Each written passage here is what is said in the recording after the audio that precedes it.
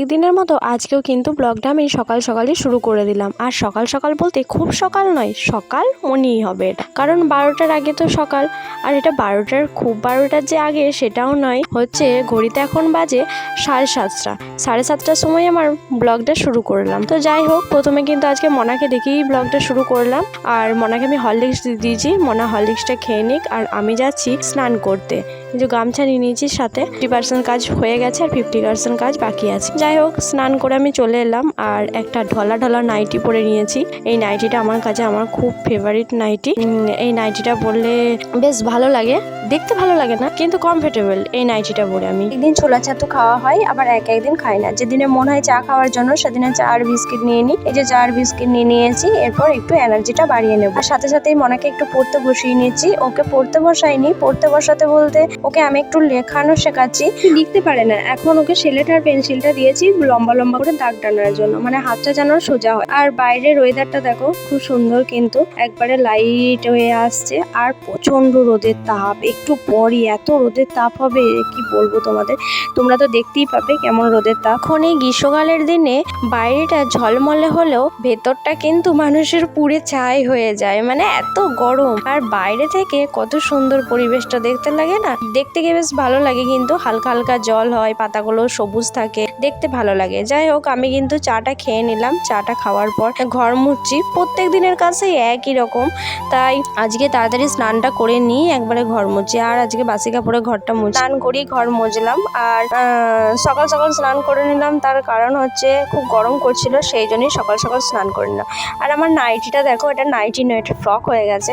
এটা হচ্ছে আমার দিদির নাইটি, তোমাদেরকে আগের ভিডিওতেও বলেছি যে এটা আমার দিদির নাইটি আমি নিয়েছি। এর পিনটা দেখতে খুব সুন্দর লাগছে, সেই জন্যই আমি এই নাইটিটা দিদির কাছ থেকে নিয়েছি। দিদি বলতে বড়দির কাছ থেকে। বাহ, এই তাকটা তো এতদিন লক্ষ্য করিনি, আজকে এই ক্যামেরাতেই লক্ষ্য করলাম। বেশ চকচক করছে তো, তাকটা অনেকদিন ধরে মুছিও নি। আবার দেখো দরজার এই দিকটা, মানে আমি যখন ভয়েস রেকর্ড দিচ্ছি তখনই দেখতে পেলাম দরজার এইখানটা পোকার বাড়ি বানিয়েছে।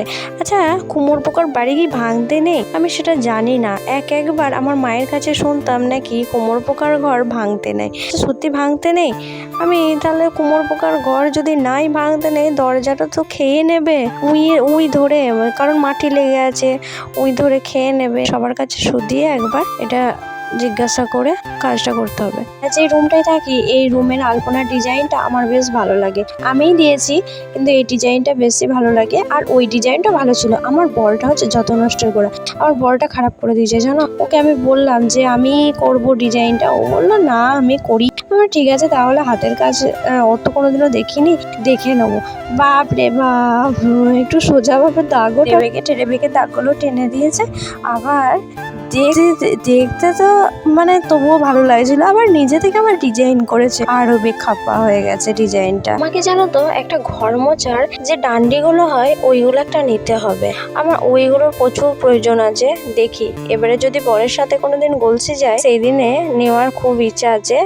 মনে থাকলেই হলো, কিন্তু মনে রাখার চেষ্টা করব যাতে আমি ওই জিনিসটা কিনতে পারি। এইভাবে বসে বসে ঘর মুছতে কোমরে সত্যিই খুব যন্ত্রণা হয়। আর এখন এমন হয়েছে যে কোমরে যন্ত্রণা, পায়ে যন্ত্রণা, মাথার যন্ত্রণা, একদিন না একদিন কিছু লেগেই থাকছে। বাবা, তোমাদের সাথে তো আমি অনেকক্ষণ ধরেই বকর বকর, আমার মেয়েটা কোথায় গেল দেখতেই পাচ্ছি না। আর তারপর শুনতে পেলাম ওর গলা, আর মাকে একে জিজ্ঞাসা করলাম যে মা কোথায় আছে বলো তো মেয়েটা। বললো যে এই আমাদের যে নতুন গোয়ালচালাটা হয়েছে ওর পাশেই নাকি ও খেলা করছে। আচ্ছা খেলা করুক, তা করতে করতে আমিও কাজগুলো বাকি রেখেছি। এখন কেউ বলবে এই সবে 7:30 8টা বাজতে যাচ্ছে, আর কেমন রোদের তাপ, মনে হচ্ছে যেন 12টা বেজে গেছে। এই রোদ গরমে কাজ করতে সত্যি মা বোনদের প্রচুর কষ্ট হয়, সত্যি কষ্ট হয়।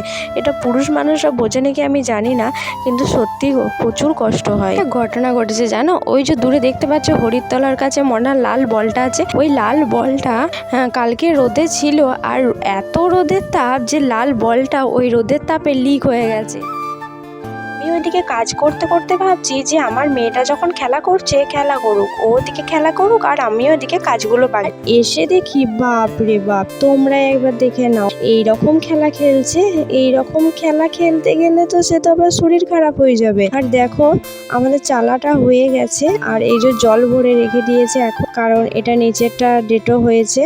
আর জল হচ্ছে মেশিন থেকেও, কিন্তু জল হচ্ছে মেশিন থেকেও নয়, ওই আমাদের টাইম কলে জল দেয় না, ওইখান থেকে আর একটু জল ভরে দিচ্ছে। মনাই তো এখানে জলগুলো সব তো খেলা করে করে জলগুলো সব ফেলে দিয়েছে ঢেউ খাইয়ে খাইয়ে, আর তার জন্য আবার কলে জল দিয়েছে বলে পাইপটা এখানে লাগানো আছে। কলের জলটা শুধু শুধু কেন পড়ে যাবে আর শুধু শুধু কেন বন্ধ থাকে, তার জন্য এখানে এখন কলের জলটা দিয়ে দেওয়া হচ্ছে। এখন আমাদের বাড়িটা আস্তে আস্তে অন্যরকম চেঞ্জ হয়ে যাচ্ছে। আর সত্যি এতদিন ফাঁকা ছিল, তোমরা একবার বলো, এতদিন ফাঁকা ছিল একদম ভালো লাগতো না। এই রাস্তা দিয়ে যখন লোকজন যেত না, ওই বাড়ির দিকে তাকিয়ে তাকিয়ে যেত।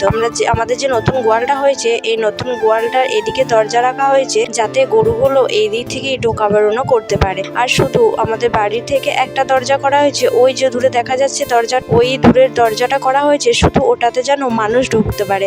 এই যে এই দরজাটার কথা বলছি। আর এদিকে দেখো, মনাকে আমি বললাম তুই এতক্ষণ ধরে জল ঘাঁটছি, এরপর তো ঠান্ডা লেগে যাবে। আর মনা আমার সাথে ইয়ার্কি মেরে বলছে, মা দাঁড়াও তোমাকে আমি লাগিয়ে দিচ্ছি। তার জন্যই দেখো বাঁশের বেড়াটা কেমন তুলেছে আমাকে লাগিয়ে দেওয়ার জন্য।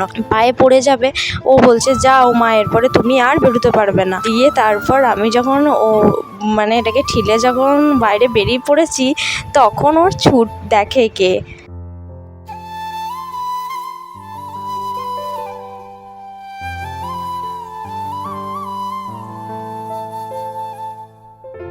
ভাত হয়ে গেছে, তাই ভাতটা উনান থেকে এরপর নামাতে এলাম। সরাসরি উনান থেকে এখন নামাবো না। দেখো ভাত নামানোর আগে কত কি করবো, তারপরে ভাতটা নামাবো। বালতি থেকে একটু জল নিয়ে নিলাম, এরপর জলেতে যে ভাতের হাঁড়িটা চারপাশে মুছে দিচ্ছি। যেই ফ্যানগুলো পড়েছে সে ফ্যানগুলো দেখতে কেমন খারাপ লাগে। হাঁড়িটা বেশি একবারে গলা পর্যন্ত যদি কালি হয়ে যায় হাঁড়িটার, সেটা দেখতে খারাপ লাগে বলে সেই জন্য হাঁড়ির মুখটা একবার মুছে দিই একটা ন্যাংরা করে। দিয়ে তারপরে হাঁড়িটাকে তুলে এই যে ঠেকা দিয়ে দিলাম। ঠেকা বলতে ফ্যানটাকে ঝরিয়ে নিচ্ছি, আমাদের এখানে সবাই আমরা ঠেকাই বলে থাকি। আর এইভাবে ফ্যানটা ঝরিয়ে নিচ্ছি। আর জানো তো আমার এখানে এই হাঁড়িটার ফ্যান ঝরাতে খুব একটু হাতেতে ফ্যান পড়েছে এক দুবার ফ্যান হাতের মধ্যে পড়েছে। আর খুব একটা ফ্যান পড়ে না, কারণ সাবধানে দেওয়ার চেষ্টা করি। আবার এক এক সময় ভাতের হাঁড়ির পাশ দিয়েও ফ্যান গড়িয়ে চলে যায় যখন জল বেশি হয়ে যায়। তারপরে মশলাটা আমি বেটে নিচ্ছি। আজকে কি রান্না করব চলো তোমাদেরকে একবার বলে দিই। আজকে করব শাক ভাজা, আর কালকেকার মাছ আছে, মাছগুলো ভেজে রেখে দিয়েছিলাম। আমি আর মা তো অত মাছ খেয়ে গিয়ে ওগুলো শেষ করবো বলো। 500 মতো মাছ কিনেছিল, কিন্তু 500 মাছ আমাদের শেষ হয়নি। 500 মাছ শেষ হয়নি বলতে রাত্রে তো আমরা মাছ কেউ খাই না, আর দিনের বেলাতেই খেয়েছিলাম। 3 পিস ঝাল করেছিলাম, আর বাকি পিসগুলো কিন্তু রয়ে গেছে। তো সেইগুলোই, পিস নেই সেরকম, একটা মাছ আছে, একটা মাথা আছে, একটা লেজা আছে। তো সেইগুলো দিয়ে একটু মাছের ঝাল বানিয়ে নিচ্ছি। মনাকে দেবো না, বাসি মাছ মনাকে খাওয়াই। শাক ভাজা, মনার জন্য ডিম আছে, আর করব বিড়ি কলাইয়ের ডাল। বিড়ি কলাই বলে দিলাম কারণ আমাদের এখানে বিড়ি কলাইটাই চলতি, বিউলির ডাল বলা হয়। আসলে যে যার যেখানে যে ভাষা চলতি থাকে, সেই ভাষাটা যতই ভাবা হয় না কেন যে এই ভাষাটা আমি বলবো না, কিন্তু সেই ভাষাটাই দেখবে বেরিয়ে যায়। সেই হয়েছে আমার। আমি তোমাদের সামনে যখনই এই বিড়ির ডালের কথা বলি, তখনই কিন্তু সভ্য ভাষায় বলে থাকি বিউলির ডাল, কিন্তু আজকে আমার সেই বিড়ির ডালই বেরিয়ে গেল। আমাদের সাথে গল্প করতে করতে আমার ওদিকে কিন্তু মশলা বাটাও হয়ে গেল। মশলা বাটা বলতে ওই যে মাছের ঝালের মশলা মেটেছি, সর্ষে, আদা, রসুন, পেঁয়াজ, লঙ্কা তো এমনি গুঁড়ো লঙ্কা দিয়ে, আজকে ভেবেছি কাঁচা লঙ্কা দিয়ে রান্নাটা করব। তো যাই হোক, আমি মশলাটা ওইখান থেকে এইখানে নিয়ে চলে এলাম, গ্যাসেতেই রান্না করব। আর বলতে তো ভুলে গেছি, পটলটা দেখে এখনই মনে পড়লো, পটল ভাজাও করেছিলাম। তো উনুনে এই কদিন ধরে রান্না করছি না, এখন গ্যাসেই রান্না করছি। একটু বেশি করেই তেল দিয়ে দিলাম, কারণ পটল ভাজা তারপরে তো বাকি সব রান্নাগুলোও তো হবে, সেই জন্য একবারই বেশি করে তেলটা নিয়ে নিলাম। পটলগুলো কুচি অনেকক্ষণ থেকে, কিন্তু এগুলো ধুয়ে রেখে দিয়েছিলাম, আর ধুয়ে রাখার জন্য এগুলো শুকিয়ে গিয়েছিল, সেই জন্য হালকা করে জল নিয়ে নুন হলুদ একটু মাখিয়ে নিলাম, আর তেলটা একটু গরম করে নিলাম। ভালো করে তেলটা একটু গরম করে নিলাম। আর দেখবে পটলগুলো কিন্তু এইভাবে, বেগুন পটল যাই হোক, এইভাবে দিলে কিন্তু তেলটা বেশি পড়ে না। এদেরকে উল্টে দিলে কিন্তু বেশি তেল পড়ে, তাই এদেরকে নিচেটা আগে ভাজতে দিতে হয়, তাহলে ওপরটা হালকা হালকা সেদ্ধ হয়ে যায়, সে বেগুনি বলো পটলই বলো, যাই হোক এইভাবে কিন্তু পটলগুলো দিলে তেলটা অতটা পড়ে না। তারপর আমি লো ফ্লেমে গ্যাসটা করে দিয়ে ঢাকা দিয়ে দিয়েছিলাম। আর ঢাকা দেওয়ার পর আবারও কিছুক্ষণ এসে পটলগুলো এই যে নেড়ে দিলাম। দেখো পটলগুলো খেতেও কিন্তু মুচমুচে হবে, আর পটলগুলো সেরকম ভ্যাতে পাড়াও হবে না, আর তেলটাও বেশি পুড়বে না। দেখো তেল অতটা পুড়েছে, তোমরা কিন্তু কড়াইয়ে দেখতে পাবে যেমনটা তেল দিয়েছিলাম তার থেকে হয়তো একটুখানি তেলটা পুড়েছে, কিন্তু অতটাও বেশি তেল পুড়েনি। আমি তেলটা আবার কমিয়ে রেখে দিচ্ছি। তেলটা দেওয়ার সময় মনে হলো পরপর যে রান্নাগুলো হবে একবারই তেলটা দিয়ে দিই, তাহলে কিন্তু পরপর রান্নাগুলো হয়ে যাবে। কিন্তু দেখলাম না, সত্যি অনেকটা তেলই বেড়ে গেছে, আর তাই একটু তেল আমি তুলে রেখে দিলাম। আর এখন চাপাবো মাছের ঝাল, তার জন্য একটু তেজপাতা, একটু পাঁচফোড়ন দিয়ে ভালো করে নেড়ে দিচ্ছি। পটলের গন্ধ কিন্তু খুব সুন্দর লাগে, আর যখন কড়াইয়ে পটল ভাজা হয় তখন কিন্তু ভালোই লাগে পটল ভাজার সেন্টটা। তো যাই হোক, তেলটা একটু মনে হলো কম পড়ে গিয়েছিল, তাই একটু তেল আবারও দিয়ে দিই। আবার তেলটা একটু বেশিই চলে, মনে করি আমি তেল খুব কম পরিমাণ দিয়ে রান্না করব, কিন্তু সেই আমার বেশিই হয়ে যায়, বলে না হাত লম্বা, সেই হয়েছে আমার। দুটো কাঁচা লঙ্কা দিয়ে দিলাম, গোটাই কাঁচা লঙ্কা দিয়ে দিয়েছি। যখন মনার জন্য মাছের ঝাল একটু তুলে নেব, না মনাকে তো মাছের ঝাল খাওয়াবো না, আর আজকে কাঁচা লঙ্কা দিয়ে রাঁধছি। প্রত্যেকদিন তো সেই লঙ্কা গুঁড়ি দিয়েই খাই, আমরা কিন্তু লঙ্কা গুঁড়োই ব্যবহার করি, লঙ্কা অত খাই না। কাঁচা লঙ্কার ঝাল খাওয়া কিন্তু খুব ভালো লঙ্কার গুঁড়োর থেকে। দেখি লঙ্কাগুলো ভালো করে একটু সেদ্ধ হয়ে গেলে তখন লঙ্কাগুলো সেনে দেবো, তাহলেই ঝাল হয়ে যাবে। আর লঙ্কাগুলো জানো তো ঝাল আছে। আর যে পাশে ডালটাকে আমি ভালো করে এখন রেডি করে রেখে দিয়েছি। আবার যেন হুগলি জেলার ওই ধার দিয়ে এই বিড়ির ডালে নাকি হলুদ দেয় না। আমি এটা কি করে বুঝলাম, আমি যেন আমার মেজদির বাড়িতে আইবুড়ো ভাত খেতে গিয়েছিলাম, দিয়ে ওরা এই বিউলির ডাল করেছিল, আর বিউলির ডালটা আমাকে দিয়েছে। পাঁচ ফোড়ন দেখতে পাচ্ছি, শুকনো লঙ্কা দেখতে পাচ্ছি ডালটার উপর ভাসছে, অথচ হলুদ দেখতে পাচ্ছি না। আমি তখন প্রথম মনে করছি এ কি রে বাবা, আমাকে মনে হয় ফ্যান দিয়েছে নাকি এটা। তারপরে আমি জিজ্ঞাসা করলাম যে এটা কি, তখন আমাকে দিদি বলল যে এটা হচ্ছে বিউলির ডাল, তুই খাস না? আমি বলছি হ্যাঁ এটা তো আমি খাই, কিন্তু এই ডালে হলুদ নেই কেন? বলছে আমাদের এইখানে এইরকম ভাবে এই বিউলির ডাল হলুদ ছাড়া রান্না করে। তাই জানলাম যে হুগলি জেলার ওই দিকে ওই বিউলির ডাল ওই হলুদ ছাড়াই মনে হয় রান্না করে। দেখতে কেমনটা লাগছিল না, দেখতে কেমন লাগছিল, আর খেতে কিন্তু সে একই টেস্ট, কিন্তু দেখতে কেমন সাদা পাড়া লাগছিল। তারপরে ভাবলাম এত কিছু রান্না করছি, একটু টমেটো আছে, টমেটোর চাটনিও করে, তার জন্য একটু টমেটোর চাটনিও করে নিচ্ছি। শাক ভাজা শেষে টমেটোর চাটনি।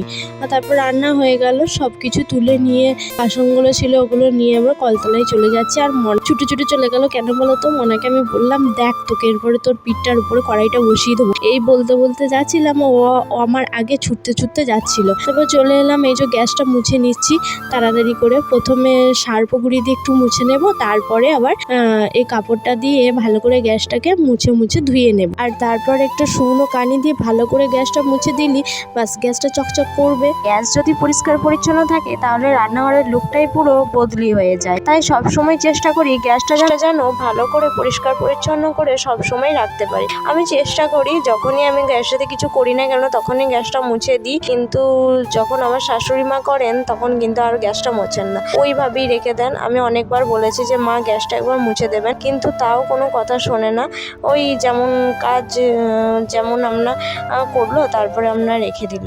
তো যাই হোক, করে না আর কি করে বলে করা। আমি চলে এলাম কলতলায় এসে দেখো এখানে জল টিপছি, আর কলের প্যাকেটটাও এই কদিন হলো পাল্টানো হয়েছে, তাই কলটা প্রচণ্ড শক্ত। এই রোদ গরমে কলটা টিপতেও আমার দম ছুটে যাচ্ছে। এই বাসনগুলো এখন ধুয়ে নিই, চলো ম্যাজিক করি। বাসনগুলো ধুয়ে নিলাম, আর তোমাদেরকে কি ওই রোদ গরমে বাসন মাজি দেখাবো, তাই ম্যাজিকটাই করে নিলাম। রে বাপ, সত্যি রোদ গরমে প্রচণ্ড কষ্ট হচ্ছে ঝপ করে, তাই জন্য বাসনগুলো মেজে নিলাম। আর বাসনগুলো রেখে দিয়ে আসার পর রান্নার রুমে এখন আমি চলে এসেছি আমাদের রুমে একটু বসতে। আর তারপরেই দেখছিলাম মেডিকেটারে আইসক্রিম যাচ্ছিল, তাই মনাকে বললাম যে মনা আইসক্রিম খাবি? মনাও বললো হ্যাঁ মা আইসক্রিম খাবো। মনা তো কখনো না করবে না, তাই মনার আমার দুজনাকার জন্যই আইসক্রিম নিয়ে চলে এসেছি। আর দেখো আমার আইসক্রিমটা গ্লাসে ছিল, কারণ আমি বাসন ধুতে গিয়েছিলাম, সেই জন্য আইসক্রিমটাকে গ্লাসে রেখে দিয়েছিলাম। আর এদিকে এসে দেখি মনা আমার আইসক্রিমটাকে খেতে আরম্ভ করে দিয়েছে।